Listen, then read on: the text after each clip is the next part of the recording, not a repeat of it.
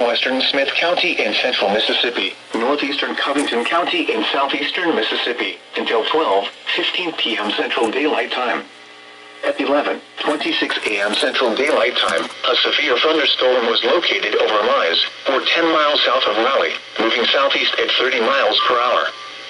Hazard, 60 miles per hour wind gusts and nickel-size hail. Source, radar indicated. Impact, expects damage to roofs, siding, and trees. This severe thunderstorm will be near Taylorsville around 11:30 a.m. Central Daylight Time. For your protection, move to an interior room on the lowest floor of a building.